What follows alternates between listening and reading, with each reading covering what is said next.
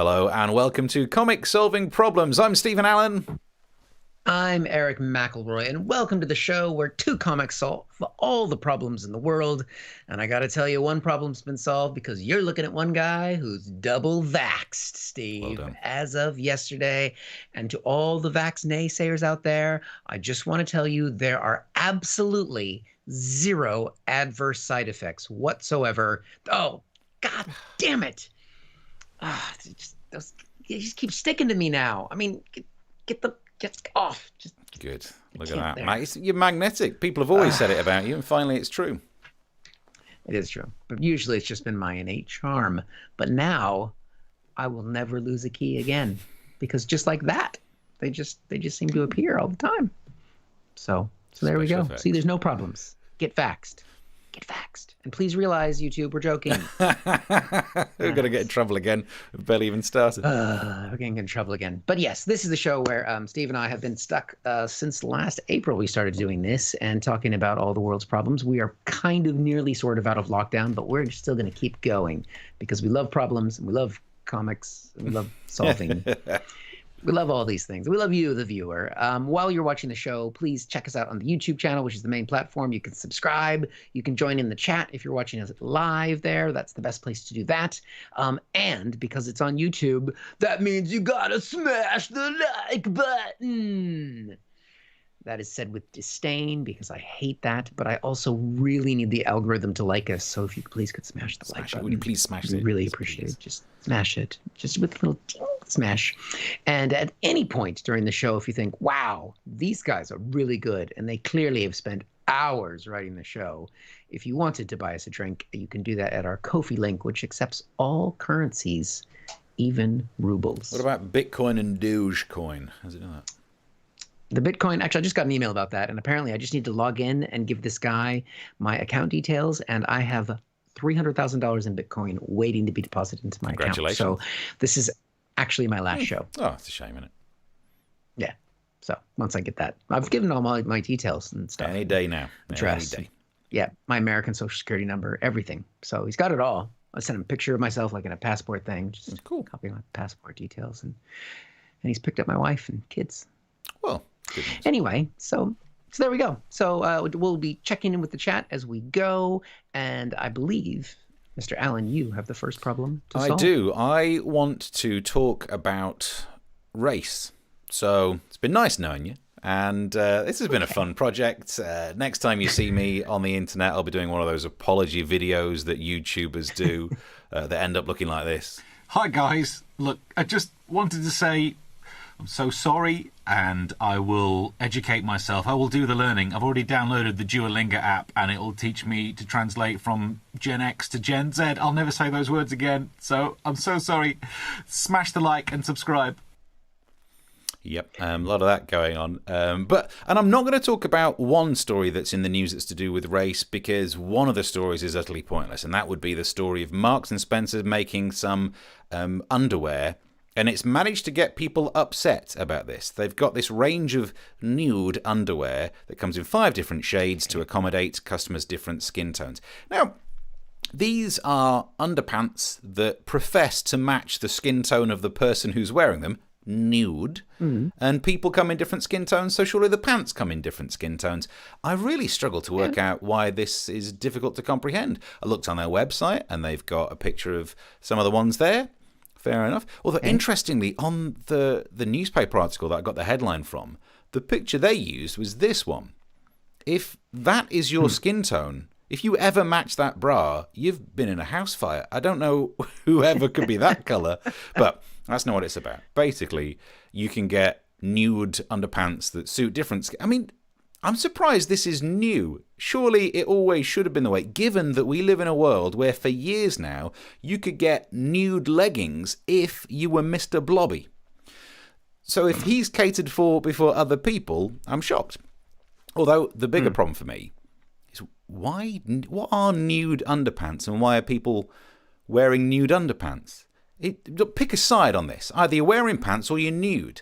Stop dithering. Get off the damn fence with your nude pants. I don't understand why you'd want that. Surely it's the worst of both worlds. Like, if I wear pants, and I do, I like them to be noticeable as pants. So if someone sees me, they'll think, there's a guy in some pants. The worst case scenario is that you are wearing pants, and later someone gives evidence that you were totally naked. And that is why I'm banned from Tesco. Boom. He's back. However, we need a jingle to go. We'll get one at some point because, hey, if they can sponsor us, if I get some club cards, club points every single time I do one of those jokes, yes, please. But the story I want to deal with is there was a report that came out that said poorer white pupils are let down and neglected, according to this report. And you think, okay, well, that's kind of understandable, I guess. There's been some cuts, Sure Start's closed down. Great. Well, maybe we could help to solve some of these issues by spending some money on education. There you go. That's a story that surely no one could be upset about. How were other news sites covering it? Terms such as white privilege may have contributed to neglect. Oh, white privilege, run for the hills. People seem to be all upset about the inclusion of that phrase, saying that it shouldn't even be mentioned in schools, that it may be illegal, was one of the opinions. We saw people trending on Twitter with hashtag white privilege. Lee Hurst, trying to get himself banned for a while, saying that his first job was rolling up human poop. And he took a moment to check his white privilege. And I understand what he's trying to say, because the problem here, it's not Lee, and it's not the concept of white privilege, it's the words. Because the word privilege does seem like you're doing a bit of Jacob Rees-Mogg about, oh, I have someone to roll human poo for me. Whereas it's the wrong phrase. Actually, let's think of it this way. If we replace the phrase white privilege with ... but at least you're white. And let's look at some of these things again. So your first job was rolling human poo on the street outside the Strand. All right, ... but at least you're white. So you didn't have that terrible job while some racist walked past dropping the N-word at you. You might have a really poor upbringing, working class, my people. And maybe you had to leave school at 16 to go and get a job in a factory. That's terrible, ... but at least you're white. So you could have got a job in a factory run by a racist. You literally had more opportunity to you because of your situation. Let's think about other ones. Maybe you were born in a wagon on a travelling show. Your mama used to dance for the money they'd throw. Papa would do whatever he could. Preach a little gospel, sell a couple bottles of Dr. Good, ... but at least you're white. Actually, that's a bad example because I'm not sure Cher. We're talking about skin tone. Does she still use skin? I'm not up to date on that one. So how about this? That maybe you had a terrible start to life. You're an orphan. And you weren't even in a good orphanage. You never knew your parents. The woman in charge of that orphanage, damn it, she was more concerned with trying to get a date than looking after you kids. Oh, and then one day, some rich bald dude turns up and you think, yeah, this guy might take me under his wing in a good way or in a nonce way. You don't know, but you have to take the chance. But ... but at least you're white in the original version of that film. And also, not just white, ginger. I think that's white to the power of white, isn't it? I mean, she is so ginger, that kid. She looks like, Annie looks like she would think pepper should be in the ethnic aisle in a supermarket. It's got that kind of vibe to it. But what... The thing they never covered in that film is that she's so ginger, and the key song is "The Sun Will Come Out Tomorrow," but she better hope it doesn't. Yeah, and then at the end of the film, just like one of the vampires being slayed in Buffy. So here's what we've learnt then. So just because you've got challenges in life doesn't mean that you can't have privilege, but it's just an awkward phrase. There could be better ways around it, but we're clever enough to hold the nuance in our head. So you can have challenges and have privilege. It's not really that white privilege could have impacted the success of white kids, but maybe the misunderstanding of it could. If only there were some big buildings where they could teach things. Nah, I'm sure that'd never catch on. We can't teach about that in those. But here's the awkward truth. If you can have challenges and have privilege, that means everyone's got some privilege, not just white people. So, and there are loads of different, like if you are born, if you're from an ethnic background but born in the UK, well, you've got privilege over people trying to migrate here. The Sewell report said that black African families were doing better in terms of educational standards than black Caribbean. Oh my days, is there black African privilege? Of course there is, because we all have privileges and we all have challenges. There are some pointless ones as well, like things like height. If you're over 6 foot as a bloke, you're more likely to be employed at an interview, I think was one of the stats. So it doesn't matter how bad your life is. You could have been raised in a country with systemic racism, ... but at least you're not short. So any of those small chances you get, you stand a better chance of getting. Is it right-handed privilege? Left-handed people don't live as long. I've talked about this for years. I did a gig once where there was a left-handed bloke in the front row, and I talked about the fact you don't live as long, and he went, "Yep, it's because of the scissors." If you're turning around scissors so that you can use them in your left hand and they end up facing you, you've made an error. Back up. Here's one for you, Eric. Do you know, in terms of getting promotions at work, bald men are less likely to get promoted than men with hair. There you go. So you could be in a situation, and I'm not saying this is your life, but I'm just roughly saying you could be a stand-up comedian who's reached an age where you're starting to think maybe TV's never going to come knocking anymore. Maybe the gigs are harder to get to than they used to be. Maybe there's so much pressure and no sense of any hope, no light at the end of the tunnel. Maybe anything you do just ends up online and the best you can hope for is that some idiot on TikTok will compare you to the old guy from Up Again. But at least you've got your hair. That cheer you up? Yep. All right. I mean, the whole short left-handed thing was a little bit. No. But at least you got your hair. Personal. That's true. So, Dot. So there's we've all got challenges, we've all got privileges. I don't know why people are just so afraid of the phrase white privilege. But let's go back to it. Why are working class or white kids not doing as well? I don't even think we necessarily know that's true, because they're not just looking at working class. They're looking at the percentages of the pupils who get free meals. Now, I'm working class, but I didn't get free meals. I don't know if it was because my family didn't want to apply for them. If I'm brutally honest, I don't know if they were available back in my day. I'm now getting so old. That was a long time ago. Yeah, I'm definitely working class. We've talked about this before as well. My theory is you're working class if you don't have fancy words in front of your food. Like I use salt, but middle class people, pink Himalayan rock salt.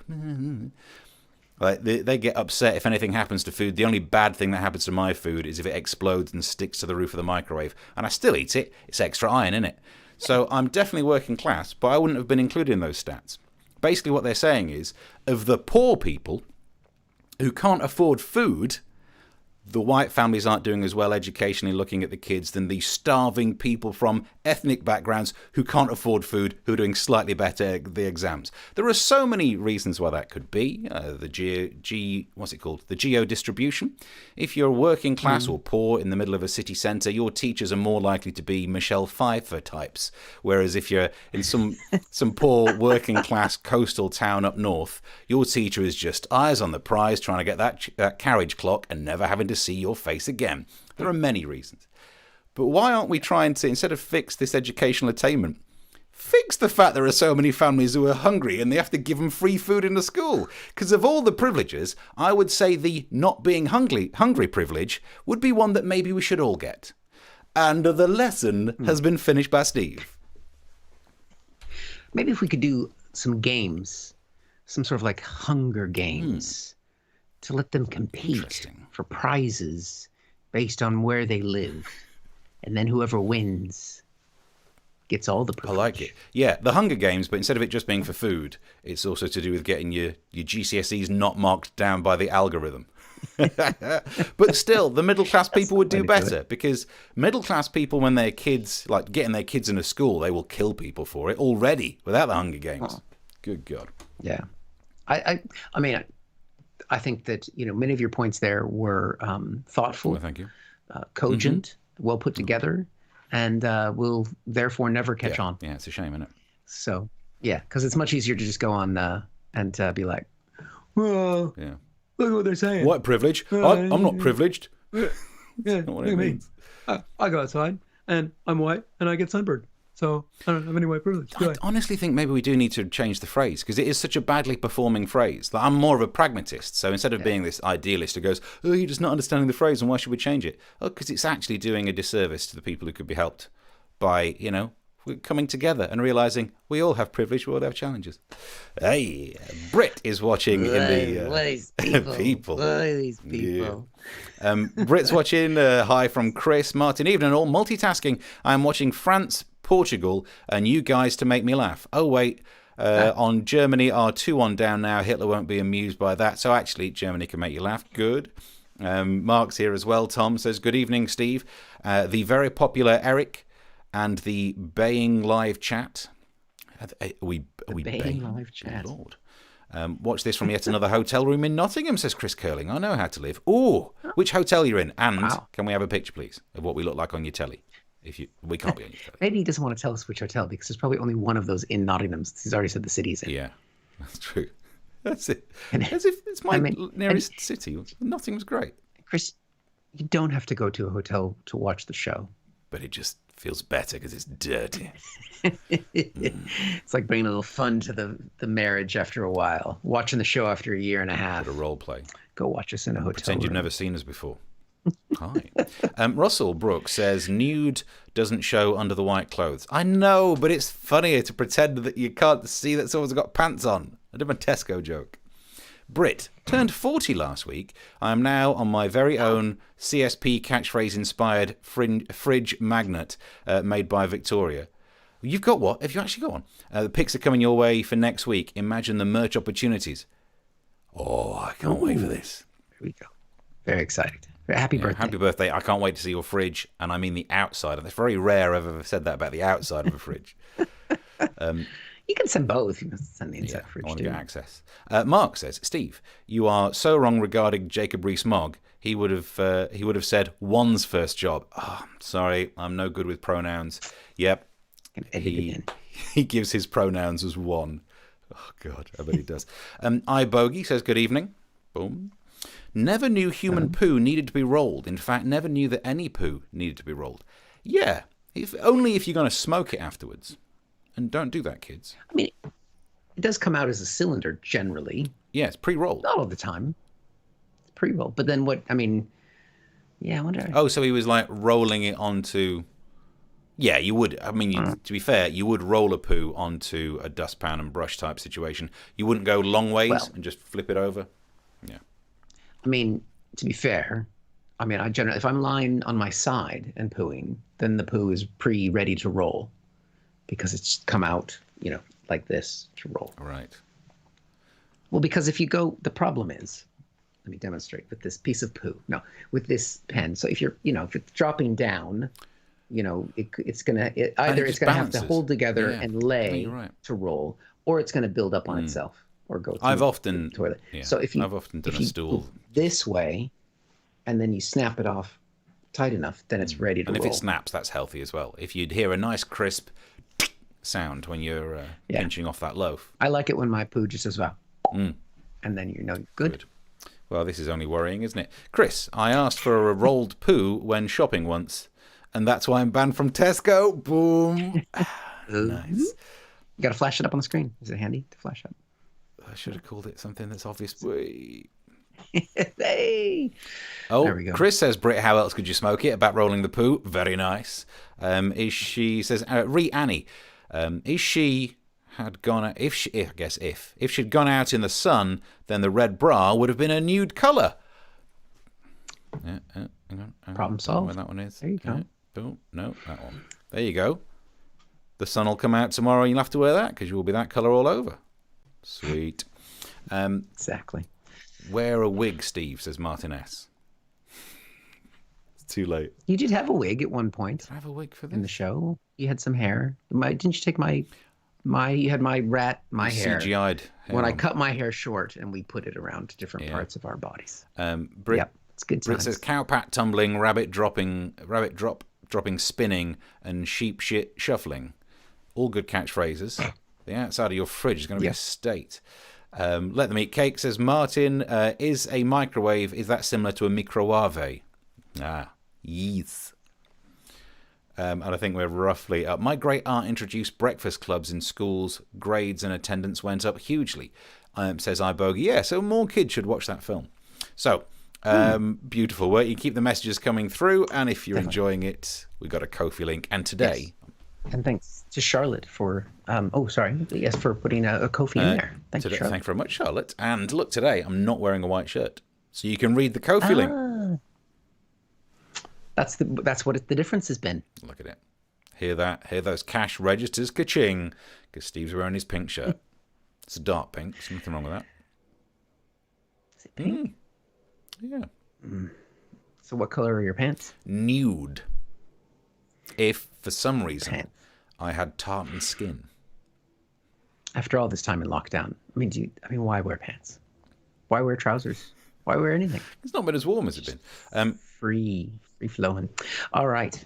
And then Lynn says, can we have a picture, please? Block in hotel room sends obvious dick pic. So are you trying to foreshadow what are about to be sent in the... Well, do you know what? It's a real good reason to stick around in the message section. You never know what you're going to get. Like a box of chocolates. There we go. Beautiful. Yeah, keep the stuff coming if you would be so kind. But meanwhile, Mr. Eric McElroy, I believe you might have something akin to a problem.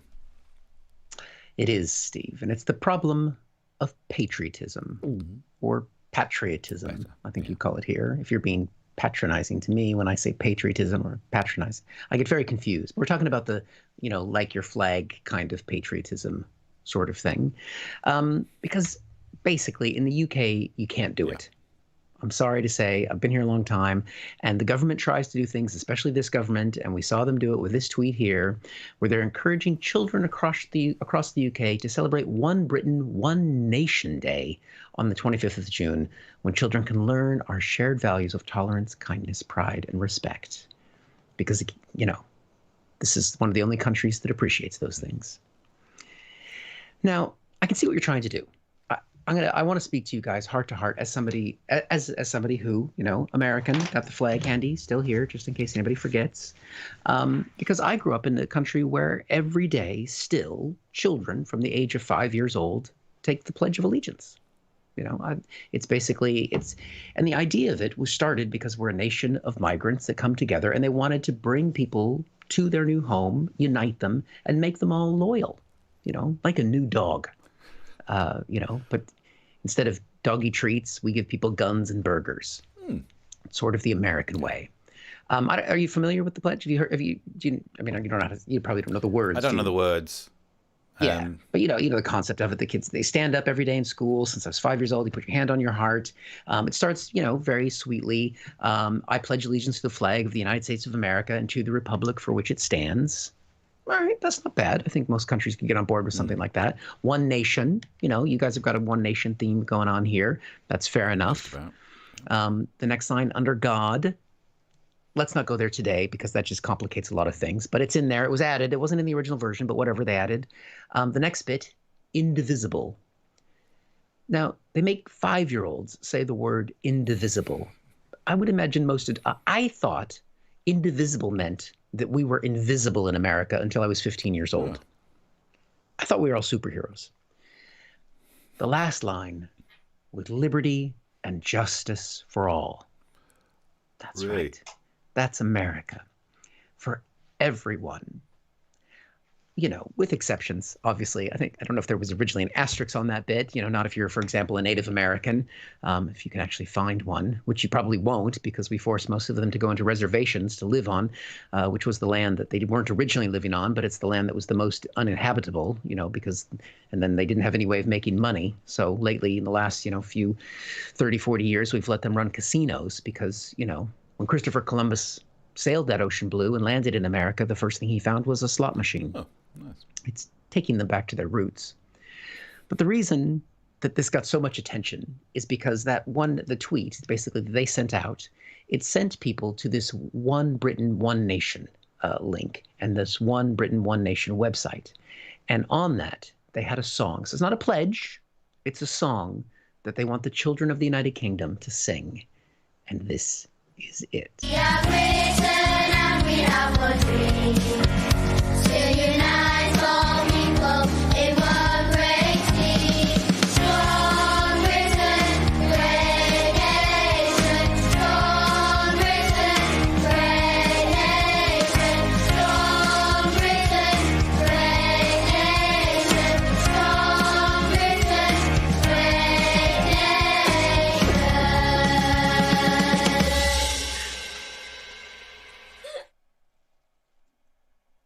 It's like they were limited with the number of words they could put into the song.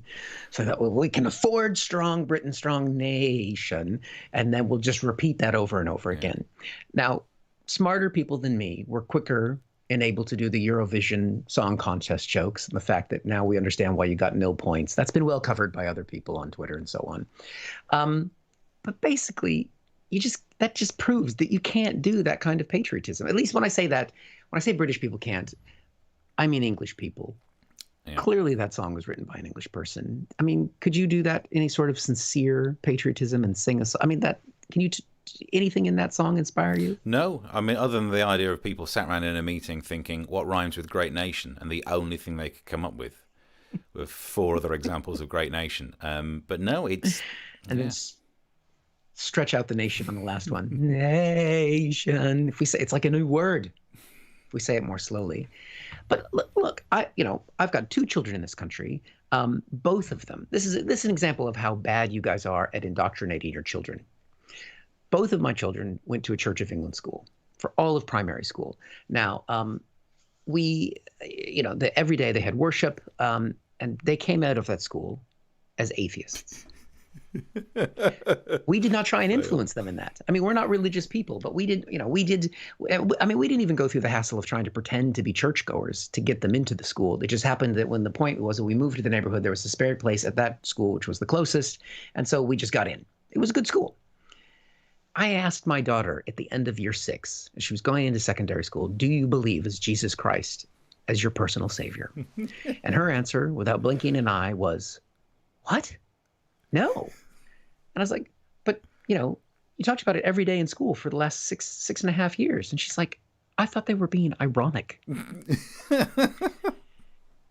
Which is why British people get irony and Americans can't. But that sense of trying to instill this Britishness, this is not something new from this government. They've been trying to do this with young people for years because my wife, as you know, used to be a childminder. And one of the things that she was required to teach as a childminder were British values, which are identified officially by Ofsted as democracy, the rule of law, individual liberty, mutual respect, and tolerance of those of different faiths and beliefs. Those are all very nice ideas. Again, not really uniquely British, but whatever. But this was part of what's called the Early Years Foundation, which is birth to 5 years old.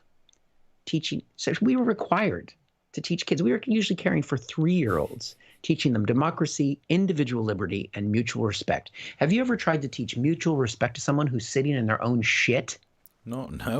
Does that make it trickier? It makes it much harder. I mean, we do it in America all the time. It's why we live in the pledge. But you have to roll it first. It's just one Britain, one nation is shit at patriotism. Hey, that's the best British value. And I think you should be proud of that. I think that you should be proud of that. So there you go. It's not gonna work. Well, I mean, yeah, Can't do it's more just because it doesn't have a good beat. It feels exactly. Should we try it? I'll do the beat. You sing. Come on. No, I'm not singing because it's not after Charlotte's given some money and we know how much she hates it when I sing. There's no bananas in the show today. Just flags. Me singing about one nation. Patriotism allowed. One Britain. The great thing, but nation rhymes with so many other words because loads of words end in ation. So you could have gone for it. Mastication, masturbation. Okay, I mean, already I've got myself in trouble, but maybe don't put that in a school song. But, there are loads of words. Mastication, the chewing, sing it. mituration. Yeah. It's going for we. I'm not very good at picking these words, but other people could. Yes, exactly. Let's see what people thought in the chat. iBogey says, Guns and Burgers, my perfect date. Fair enough.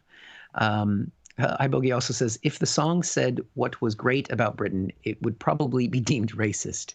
They found one safe line and stuck with it. Still, great nation, or whatever it is. Strong Britain. Oof, a little bit right-wingy, isn't it? And you're right, Charlotte's straight in there. Eric, please don't encourage Steve to start singing. One Britain, one nation. But he doesn't have his face as Dolly Parton. What's her name? Dolly Parton. I almost said Barbara Windsor. That's a different show. At least she didn't try and do the bra thing. If I had more time to film, of course I would have done. But I'm busy in the afternoons these days. Unfortunate that they ignored the rest of the UK. No mention of Northern Ireland. Yeah. But no, it's Great Britain and Northern Ireland, which is part of the United Kingdom. So the UK includes... UK do, yeah. But the song, oops. I mean, they're not going to be around for much longer. Mark Randall says, One Nation Parks and Recreation. Good rhyme. That's Yep. nice. There we go. One Nation Parks and Recreation. Jack has said flagellation. Flagellation. Smacking yourself on the back with twigs. No, it's flagellation. Flag. Surely it's flag. Isn't it? Well, it depends. I'm flagellating myself. Flagellation. Evil spirits begum. Martin says, on the One Nationism, England now plays the Germans in the last 16. Oh, joy. Oh, penalties. Oh, we are out. Not really sure what we went with the accent, but it ended up somewhere. Well, when he said the Germans, I figured that needed to be read in a German accent. So Why didn't he? I'm just taking the material that's been given to me. Lift it off the page. Lift off the page. iBogey says, rather commie, in my opinion. Okay. Mark says, One Nation staycation. One Nation and staycation. Why are you like a country singer now? Some sort of, I don't know. Chris Hood says racial segregation. Yeah, not singing that There in you go. cases you can clip that too easily. One nation, racial segregation. There you go. If you want to Gotta just sing lift the that joy clip man. of Eric and ruin his career. Charlotte says, I'm begging you, please stop. Yeah. It just encourages him. He'll talk about science if he doesn't sing. Chris Curling says, there is enough musicians on here to create a hit song, maybe for the next year's Eurovision. Yes. No, wait. Yes, we should team up and record some, drop a beat, drop a track, and we can multi-track it. Because they've been talking about that Bill Bailey guy, but what's he done lately? He's not on comic solving problems, is he? Right. I think we're pretty much caught up there. The links are in there to subscribe to the channel if you haven't already, because then we can pin a chat, which is our lifetime goal. And please like the show if you haven't already. And you can join Charlotte and many others. And if you like what we're doing, and contribute to the cause. Smash the like. The more you pay, the less Steve will sing. Yes, definitely. I will definitely not sing for money. Also, we'll often not sing anyway. But Ko-fi.com/comic solving problems. Right. Can I do the backing tracks as I bogey? We don't know what you sing like yet. You've got to be up to my standards. So, on to the next problem. I've got a problem of... I just read. I think I was about to do the race one again. Let's not do the race one again. I've got a problem to do with this woman. A woman who says she's fallen for an alien after a UFO abduction. And that's going pretty well. Do you know what? On this show, we've covered people who've fallen in love with inanimate objects. You do whatever. You live your best life. But the bit that bothers me, and they're better than Brit men. What are you going to be a dick for? Like, I was just about to say, well done, enjoy your relationship. But for some reason, you had to turn it into, this probably fictional person is better than all British men. Jog on. Look, there are loads of us. Have you tried us all? No. Then maybe stop being nasty about it. And if you don't like British men, you don't have to go that far. There are Frenchmen in France, and it's just over the channel. You don't have to go all the way to space. But actually, it turns out she didn't travel that far. She was abducted. Let's go down this romantic rabbit hole. Let's see who we're dealing with. Okay. Here's a picture of the lady. Her name's Abby. And brutally honest, she looks like you've ordered Madonna from Wish. But there's a picture of her, and we can see my favourite thing is down the bottom of that. If we zoom in at the caption, I hope he comes back. I'm willing to visit the Andromeda Galaxy. Oh, I mean, you're coming across as a little bit desperate, but good luck. It's not even just paying for the travel. Good luck getting there. Well done. So she was abducted. This lady called Abby, she claims that she has fallen for an alien after being abducted by a UFO, and it seems not that romantic of a way of doing it. Probably the wrong message. Like, if you're a single bloke and you're thinking, oh, why can't I find a woman? And then you find out aliens who just turn up, abduct, and just get stuck in are then getting these women to fall in love with them? It's ridiculous. Abby said, I'm sick of men from Earth. I joked online about wanting an alien to abduct me. Go on. What happened next? The next evening, I sat at my open window, I drifted to sleep, a flying saucer appeared outside. Did this flying saucer look a little bit like a Toyota Prius that was painted? Just a guess. Then there was a bright beam which transported me to the UFO. I think what happened here is that someone saw what she posted online, went to the fancy dress shop, and has assaulted her. That's this story. But there we go. There's a bit about where she was talking about the abduction. On her return, she said she was safely returned home to Canary Wharf in East London 20 minutes later. You can get to Canary Wharf in 20 minutes. Keep talking. Might be worth knowing. I mean, that's congestion zone, isn't it? So anyway, but my favourite bit of this whole story, this woman who thinks she's been abducted and is in a relationship with this alien that she really connected with. I'm still waiting for a second date. Oh, that's just full on awkward. Man. Oh, ouch. Well, to find out more, I'm pleased to say we are joined by the actual alien now. Hello. Hello, Steve. Congratulations, you're in love. Whoa, whoa, whoa. I travel at velocities greater than the speed of light, and even I think that's going a bit fast. Love? Oh, but she says you're together. It was just a bit of fun. You know what they say? What happens on Earth stays on Earth. They don't say that. Have you ever done anything that's left Earth? No. There you go, then. All right, fair enough. But what about a broken heart? Well, I mean, the probe is a bit wide, but it'll heal. Heart. Oh, heart. Yeah, no, I don't care about that. Honestly, I think you're better off without him. These aliens. I did an arse joke to finish on.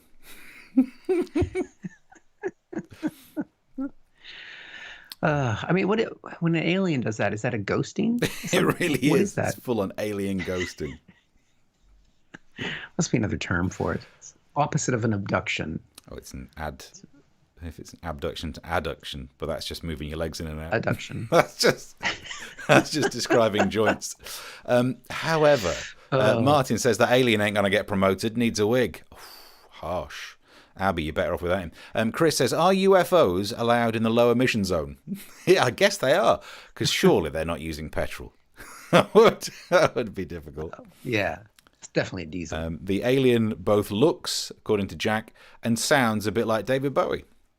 Well, and that is why you should definitely put money in our pot, because we managed to hire for this show people that no other show can get these days. Yeah. Put some money in there. I haven't seen him on something for a while. Yeah, keeping low profile. Maybe that's because he's been abducted by aliens. Maybe, probably in love. At this point, I will take ASMR. That's saying something, says Charlotte. Don't make him do that.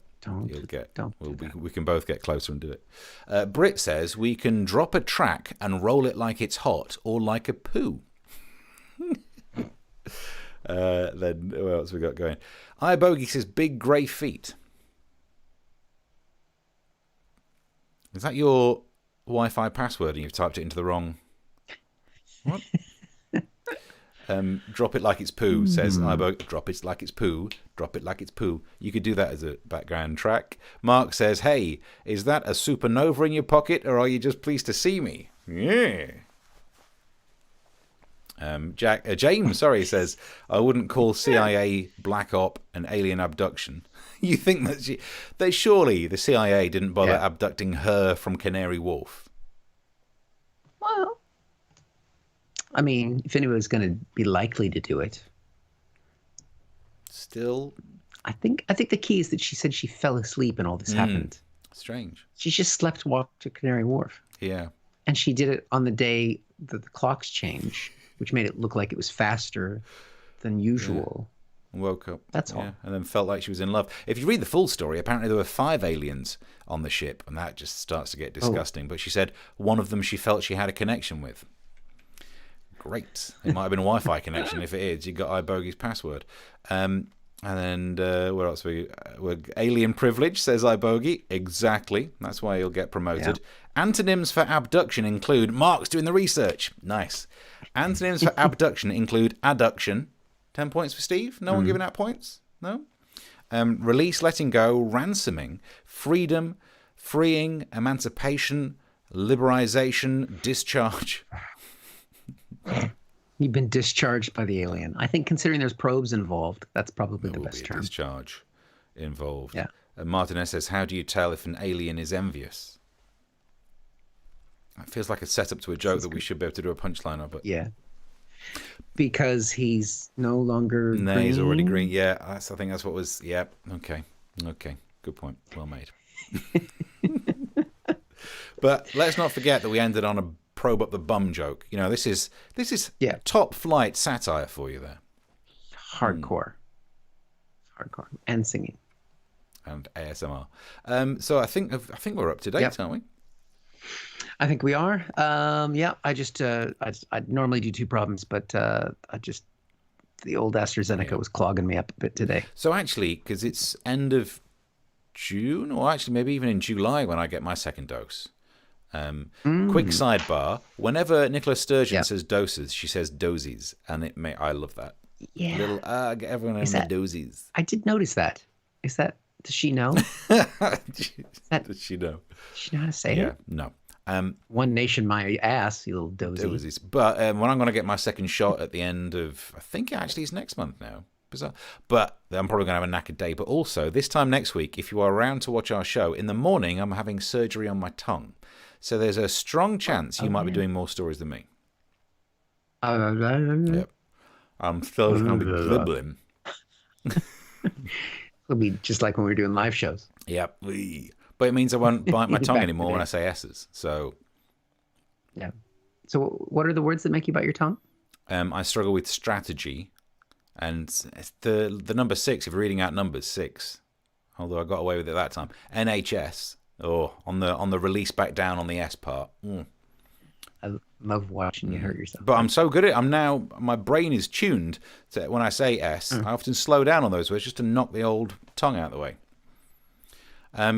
Bogey says, no, you're going to lose your sexy lisp. It would be one way to hell. It would be one hell of a way to find out you got a brain tumor, says Britt. Ouch. Can you have a brain tumor on your tongue? No, I think she means like I've been abducted by aliens. And either you mean this whole thing is a symptom of having a brain tumor, or that probe went so far in. Imagine that. We've probed Uranus. We've got good news and bad news. The good news is we've caught your brain tumor. The bad news is you've been hollowed out. But Mark has a good question. Are you going to be able to say sex dolls? Sex dolls. No, actually, that's all I'll be able to say next week. So there is a chance. I mean, please write more material next week than I do, Eric, because I'm going to be sat here bandaged. So this is next Wednesday? Yeah. There you go. And you see, we don't cancel shows for nothing. No, I'm still doing Time FM in the afternoon as well, because I love the art form. Freelance. No sick pay. No sick pay. No sick pay, but sick pain. Right, so we will be back next Wednesday and the Wednesday after that. Whichever comes first. Yep, as these things go. And we are starting to do live gigs again a little bit. Do you have any live gigs coming up between now and then? I don't know, actually. I don't know if I do. I'm doing one, but it's sold out at 50% capacity. Wow. It's a lot easier to have a sold out show these days. But we are going to be doing live gigs, so we'll be plugging those as we go along. And also check out my podcast, American Exchange, which recently we just had the Mooch on. Ooh. So you can listen to the Mooch. I am infrequently plopping out podcasts from the Time FM show, but I've not done one since halfway through last week, I think. But we're due one, because there was some stuff on the show today that I need to churn into a podcast. Bogey says, get well spoon. So, Steve, is this going to be slobbering, incoherent mess? Is he taking over as the Prime Minister? Hashtag satire. Britt says, hope the surgery goes well as possible and you make a speedy recovery. I'll just use the other side of my tongue for most of the talking. And Chris Hood says, is this the end of your Gollum impression? I hope not. Or imagine if they cut the wrong nerve and that's all I can do. Just the rest of my life. Can't do it now. And then you get sued for copyright infringement. Yeah. We'd never be able to put on another YouTube channel because everyone would get flagged. Damn it. I knew there'd be a downside to having a bit of my tongue. You could bring the channel down like that, do the Gollum thing for the whole time, and do, alternative therapy things. It's a vaccine. I can't do we it could at all, shut down. God. No, I have to practice. Don't do it. Just don't use the letter or sound S all of next Wednesday for everything Wednesday. You say. Yeah. And you can't say name of the station, Time 107. I'm Steve. The S's are everywhere. That's why they're cheap at Scrabble. They're everywhere. Yep. That's what got your tongue in trouble in the first place. What is being everywhere? Don't know.